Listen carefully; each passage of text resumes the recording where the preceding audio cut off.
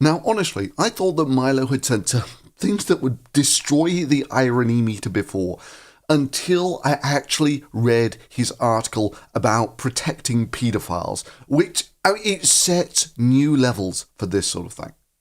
And for those of you instantly reaching for the dislike button, let me just read you a little bit from Milo's article. Acceptance and relativism are essential tools of the partisan left, which abandons all sense of moral consistency when one of its own is accused.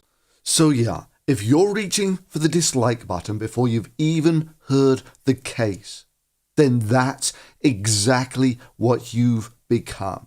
You've entered the land where facts just don't affect your opinion anymore.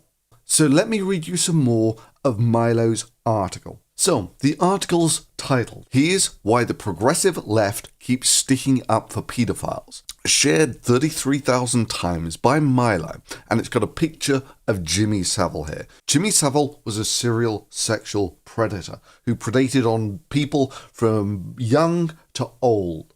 And his serial sexual abuse went on for so long because people who knew about it kept silent about it. I don't want to be indiscreet about specific people. Right, you don't have to do that. It's going to dance around the facts. Yeah, dangerous. But I can tell you the truth without dropping anyone in it. Okay. I mean, some of the boys there were very young. Very young. Now, it's odd that when Milo was looking at other people, he could see this sort of behaviour as very wrong. As he says in his article on Breitbart. In other words, progressives got all fired up whether green and purple was a rapey colour scheme, was suddenly fine with a discussion of incestuous paedophilia from a 22-year-old in a chat room full of teenagers. But we're talking about 1325, 1328. These things do happen perfectly consensually. And you thought it was appropriate to walk into the home of a 14-year-old boy who you thought was alone, buck naked. What was your plan? I don't know, sir. It's been a somewhat grotesque spectacle to watch.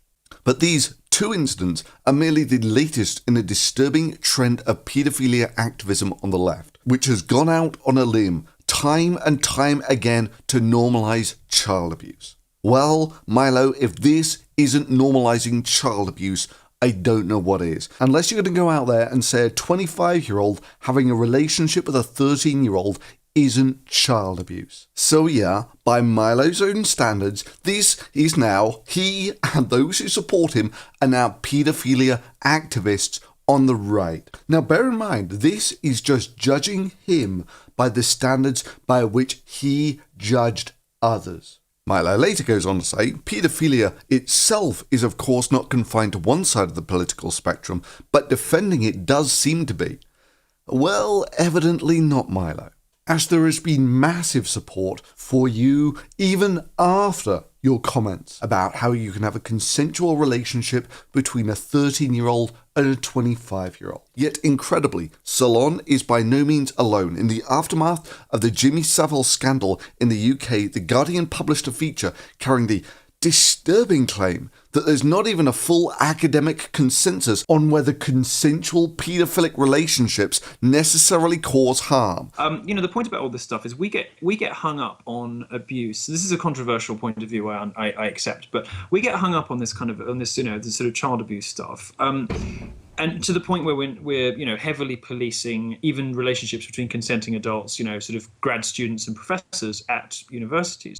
And why would you at 30 think it would be okay to hang out with a 13-year-old girl home alone? This arbitrary and oppressive idea of consent, which totally destroys, the understanding that many of us have of the complexities and subtleties and complicated nature of many relationships. You tried to solicit a 13-year-old girl online using graphic sexual language. What do you think should happen to you? Sir, I'm not like that. But we're talking about 1325, 1328. These things do happen perfectly consensually. Well, bugger me, if that isn't Milo advocating for the exact same behaviour that he was so quick to condemn when it was coming from the progressive left. And as for all of you out there supporting Milo because he's one of your own, well, Milo's got some words of comfort for you too. Acceptance and relativism are essential tools of the partisan left. And now, thanks to Milo, we can see that they're essential parts of the partisan right too, which abandons all sense of moral consistency when one of its own is accused. And yes, by Milo's own standards, those of you who are supporting him are enabling the abuse of children, as he explicitly states. You know, it's a bit like how the BBC covered up for Savile for all those years. Aggressive public displays of virtue are where the morally deplorable hide. What, you mean like this aggressive display of public virtue? I would like to restate my disgust at adults who sexually abuse minors.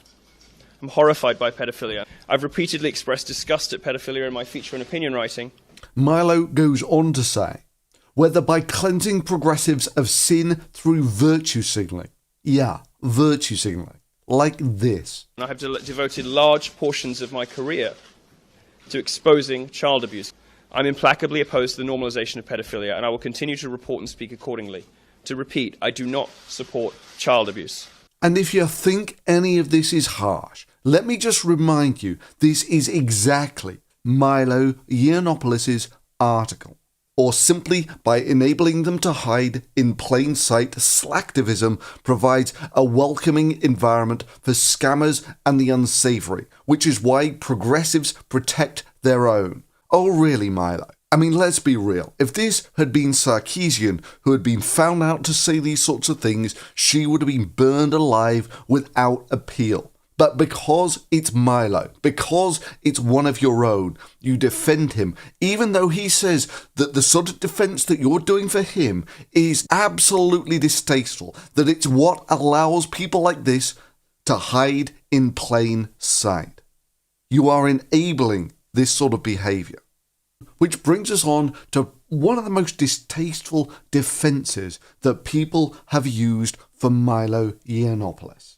That he couldn't do anything because it would have required personal risk on his part. You know, to do the right thing, to do the virtuous thing, rather than just virtue signalling the controversial position that he thinks that child abuse is bad. And did you go to one of his parties? I went to other people who I won't name of a similar stature in Hollywood. I went to their boat parties and to their house parties and things, and some of the things I have seen have beggared belief. I don't want to be indiscreet about specific people. Right, you don't have to do that. It's going just dance around the facts. Yeah, dangerous. But I can tell you the truth without dropping anyone in it. Okay. I mean, some of the boys there were very young.